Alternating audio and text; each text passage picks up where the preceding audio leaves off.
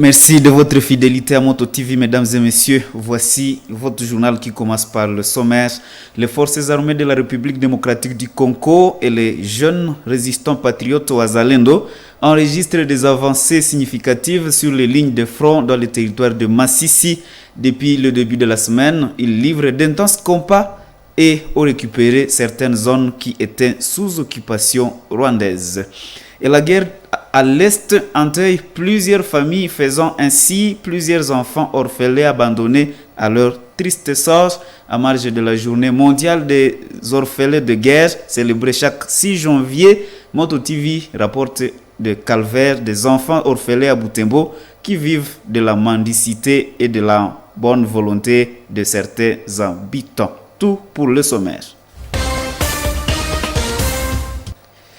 Et voici l'intégralité de votre journal, mesdames et messieurs. Nous venons de le dire en titre, les forces armées de la République démocratique du Congo, FARDC, et les jeunes résistants patriotes Wazalendo enregistrent de nouveaux progrès dans les affrontements contre le M23. Ce mercredi 8 janvier 2025, l'on note la récupération de la cité d'Nkungu à territoire de Masisi. Récit avec Mwanampenzi Manzekele. Les militaires FARDC appuyés par le résistant ont récupéré la cité de Ngungu dans les Mansissi. Les affrontements se sont intensifiés autour du chef-lieu de Mansissi, rapportent les sources locales. Les forces loyalistes sont décidées d'en finir avec les envahisseurs rwandais et reconquérir cette entité stratégique sur d'autres positions et bases des rebelles, comme l'a dit Isaac Kibira, les fonctionnaires délégués adjoints du gouverneur d'Alekwa.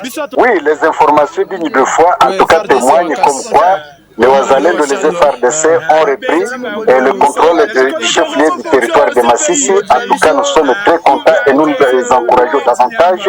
La cité stratégique aussi d'Ngungu. Alors, ce que nous craignons encore pour ce qui est de la situation sécuritaire est que dans les avant-midi d'aujourd'hui, janvier 2025, les M23 RDF viennent de traverser le parc de Virunga en passant par Karenga, Tchang, Tongo, avec beaucoup de camions. Nous constatons que ça c'est un renfort.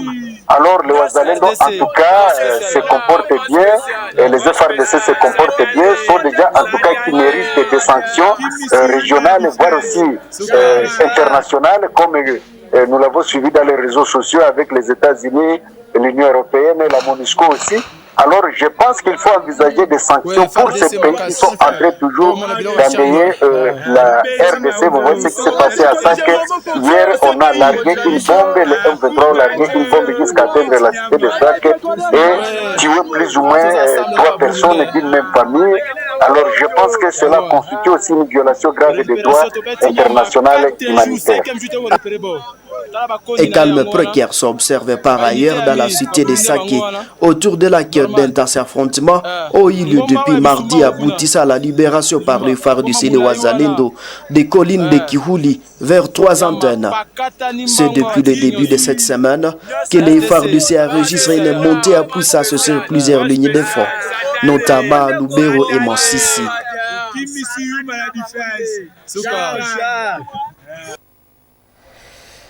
Et la population du secteur de Bapere traverse et calvaire et ne sait plus à quel sens se vouer.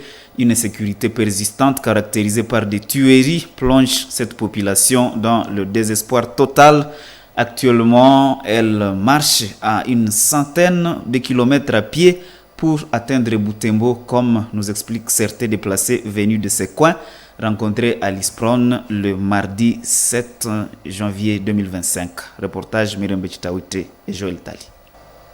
Au bureau de l'intégration sociale pour la promotion des nécessiteux ISPRON à Butembo, un groupe de femmes déplacées venait d'arriver ce mercredi 7 janvier 2025, cherchant à obtenir des jetons pour officialiser leur enregistrement. Originaire du secteur de Bapere, elle relate des violences perpétrées par les rebelles ADEF, des familles décimées, des maisons brûlées et de biens pillés. Kambu Maombi, une déplacée de Masiki, raconte avoir perdu tous les membres de sa famille lors d'une attaque. De nombreuses familles terrorisées passent leur nuit dans la forêt pour échapper aux rebelles.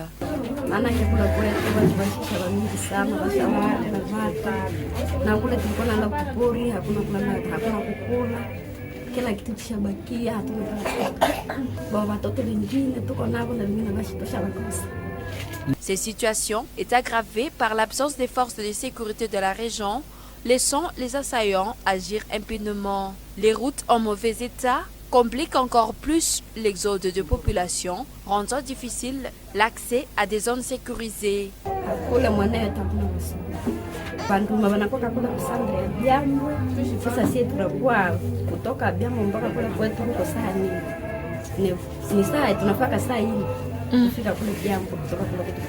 Malgré les conditions précaires, Butembo reste une destination majeure pour ces déplacés qui espèrent y trouver un minimum de répit et d'assistance. Les organisations humanitaires comme l'ISPRON tentent tant bien que mal de répondre à leurs besoins, mais le moyen reste insuffisant face à l'ampleur de la crise.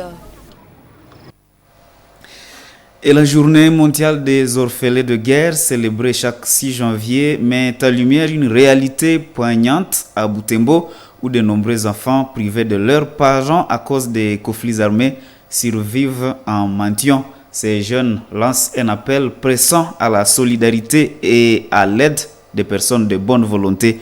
Leur détresse symbolise les tragédies silencieuses de guerre. Reportage Luciana Moussevero. Au centre-ville de Butembo, ces enfants orphelins passent leur journée à quémander l'aide des passants, espérant collecter quelques ressources pour se nourrir. Souvent équipés de mégaphones et de coffres forts, attendent le passage de bonne volonté. Parmi eux, un autre groupe d'orphelins pygmées, souvent aperçus sous l'avenue de l'église, tente de sensibiliser aussi avec un mégaphone.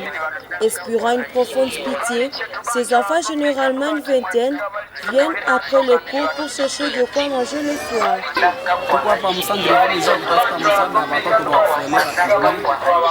Ces enfants sont originaires des régions touchées par les violences des terroristes et d'IF, notamment dans les territoires de Beni et Mambasa, à province voisine de l'Ituri. Ces jeunes sont livrés à eux-mêmes. Selon Katemborari, rencontre des enfants pygmées, ces orphelins se rendent au centre-ville 2 fois par semaine, n'ayant aucune autre source de revenus.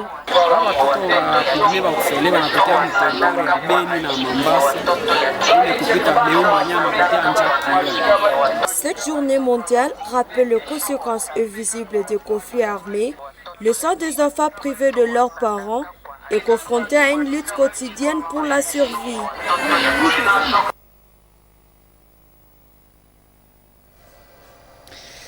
Et toujours en ville de Butembo, Madame Tsongo Jacqueline, qui encadre les déplacés de guerre, dénonce des pratiques abusives de certains chefs de cellules et de quartiers qui exigent de l'argent aux déplacés pour leur livrer des attestations prouvant alors leur statut pour les déplacés, toujours en difficulté de se mettre à l'abri de la sécurité. Elle lance un appel aux autorités et aux personnes de bonne volonté pour fournir des engins afin de secourir les enfants et déplacés ayant réussi à fuir en quittant les brousses. Reportage Joël Tali, rendu par Clémence Nengo.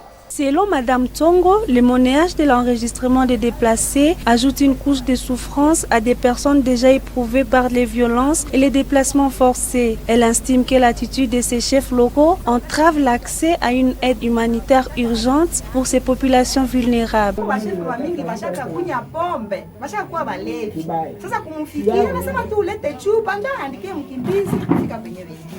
Elle souligne également l'urgence de mettre en place des moyens de transport pour permettre l'évacuation des personnes encore bloquées dans des zones reculées ou dangereuses. Les véhicules pourraient aider à sauver des vies, notamment celles des enfants qui sont les plus exposés aux risques de famine, de maladies et de violences. vita ilikuwa natomboka munivo ya Wicha, walikuwa nasaidia kutuma mtugari ya kwenda beba wakimbizi munjia, lakini sie Mangolio hatuyaona hata mtugari moya yenye naenda saidia. Sasa nyeba amefika ku 30 km yani Cherema, ilifo mtugari natoka Butembo ya kwenda saidia kubeba kwanza watoto. Son appel s'adresse aux autorités locales, aux organisations humanitaires et à toute personne pouvant contribuer à cette cause, rappelant que les déplacés ont besoin de la solidarité pour reconstruire leur vie.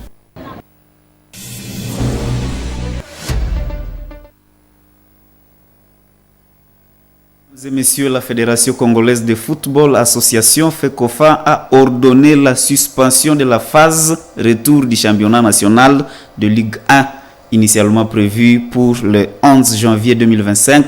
Cette décision intervient après des critiques émises par plusieurs clubs concernant un calendrier jugé non conforme, notamment à raison de matchs en retard non disputés lors de la phase aller. La FECOFA justifie cette mesure pour éviter toute confusion et garantir une organisation conforme au règlement. Récit avec Mirembe Chitawite.